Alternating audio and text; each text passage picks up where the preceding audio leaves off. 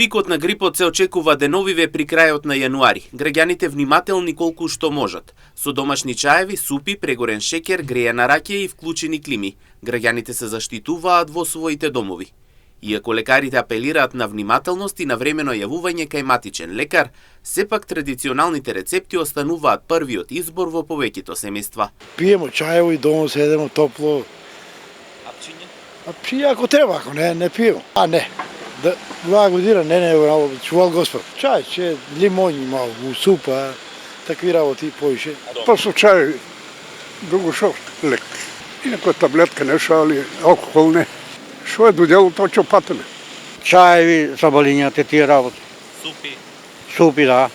Значи топли напитки? Да, топли напитки се обави. Вакцинираме се, да, вакцинирани сме. Заштитени сме. Дома чајче, зеленчуко, вошие, те ракички. Супи обавезно, и то зеленчукови. Ракичка си е ракичка. Како? Пиеш ракија? Грејана, титиш. Дојди, ќе пробаш. Анкетираните на терен од друга страна велат дека снегот од вчера е добре дојден за да се намали бројот на пациенти заболени од грип. Како што велат, снегот ги уништува ваквите појави. Па добро е, ваздухот се прочисти малку. Добре. Ја беше и Турска. Па ладно малку треба да изниште, нели животинки има, змии, тие работи. Супер! Господ дека никој не. На Господ многу. Многу фала на Господ.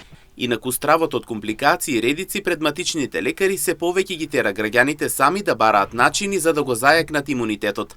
Па затоа домашните лекови од секогаш се првиот избор за заштита од грип или настинки.